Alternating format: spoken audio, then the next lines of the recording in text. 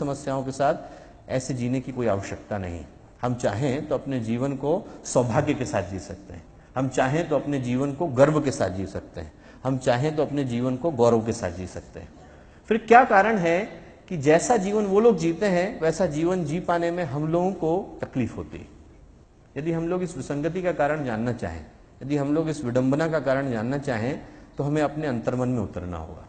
यदि हम लोग अपने अंतर्मन में उतरें तो हम अपने आप से पूछ पाएंगे कि हमसे मानव जीवन का उद्देश्य जानने में कहाँ भूल हो गई, कहाँ हमसे गलती हो गई कि हम इस मनुष्य जीवन का लक्ष्य और उसका पर्पस सही से नहीं जान पाए।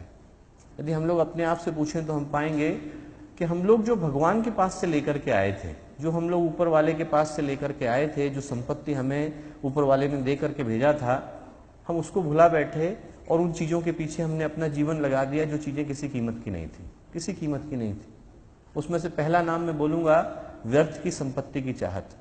आदमी की आवश्यकता क्या है, आदमी का गुजारा कितने में हो सकता है, आदमी को जितनी चीजें चाहिए आदमी उससे ज्यादा चाहता है, अभी चाहता है, इसी वक्त चाहता है और किसी कीमत पर चाहता है, दूसरे को मार करके चाहता है। मेरा सिरदर्द दूसरे की मौत से बढ़ करके है, मेरे को अभी तकलीफ है, उसका इलाज होना चाहिए, दूसरा मर रहा है तो मरता रहे। आदमी ने अपने स्वार्थ को सर्वोपरि बना लिया और उसको ये चीजें अभी चाहिए, किसी कीमत पे चाहिए, किसी भी हालत में चाहिए।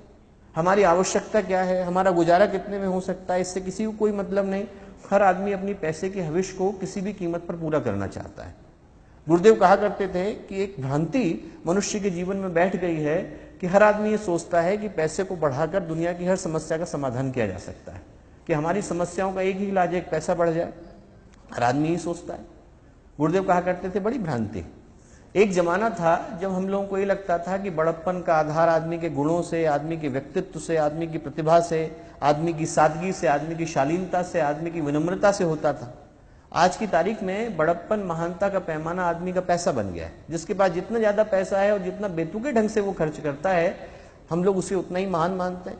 सामान्य व्यक्ति भी यही सोचता है कि यदि उसे कुछ न करने की, खाली बैठने की, मक्खी मारने की, दूसरों पर हुक्म चलाने की जॉब मिल जाए तो आदमी बड़ा सौभाग्य मानता है कि चलो हमारा तो जीवन बन गया, 5 रुपए भगवान को प्रसाद भी चढ़ाएगा कि हमारा तो जीवन अच्छा हो गया। आदमी यही सोचता है कि हमारे जीवन का ध्येय यही होना चाहिए। गुरुदेव कहा करते थे कि सापाधापी में, इस अजीब किसी दौड़ में जिसमें कि हम लोग ये चाहते हैं कि हमें जितनी आवश्यकता है उससे ज्यादा को हम पूरा कर लें और किसी भी हालत में पूरा कर लें, उसमें हम उनको भुला बैठे जो हमारे लिए कीमती थे, जो हमारे लिए मूल्यवान थे। आज आदमी के पास 2 घंटे फेसबुक पर बैठ करके अपने स्टेटस को अपडेट करने के लिए समय है, पर घर में पत्नी बच्चे बैठे हैं, माता पिता हैं, चाचा चाची हैं, उनके पास आदमी 2 मिनट बैठ करके प्यार से बात करने के लिए तैयार नहीं है। ख्वाबों की दुनिया के चक्कर में हम असली दुनिया को भुला बैठे, रेत के टीलों के चक्कर में हम असली घरों को उजाड़ रहे हैं, इंटरनेट के संबंधों के चक्कर में हम उनको भुला रहे हैं जो हमारे लिए कीमती। और इस भागदौड़ के बाद कल्पना करिए कि सब कुछ हम लोग भागे, इतना सब भागने के बाद हमें कुछ मिल भी जाए तो उसका फायदा क्या? भूख प्यास, परिवार सबको उजाड़ कर, समाज को गंवा कर, परिवार को ठुकरा करके हमें कुछ मिल भी गया तो उसकी कीमत क्या है? मुझे सिकंदर की कहानी याद आती है कि सिकंदर जब भारत आया तो उसने देखा कि एक सैनिक जा रहा था, तो सैनिक जो है, उसकी माँ जो है सैनिक की लाश के साथ बड़ा चिपक करके रो रही थी। भारतीय सैनिक था, सिकंदर के साथ लड़ते लड़ते मर गया, तो उसकी माँ जो है बड़ा चिपक करके रो रही थी। सिकंदर को बड़ा दर्द हुआ, उसने कहा मेरी माँ ने तो कभी मुझे ऐसा प्यार नहीं किया। तो उसने कहा कि मुझे भी प्यार करोगी क्या, मैं बहुत पैसे दूंगा। उसने उस माँ से कहा मुझे भी प्यार करोगी क्या, मैं बहुत पैसे दूंगा। तो उस माँ ने कहा उसकी ओर, तू सिकंदर है क्या? तो सिकंदर को बड़ा आश्चर्य हुआ, उसने कहा ये तो मैं जानता भी नहीं, इसने कैसे पहचान लिया कि मैं सिकंदर हूँ?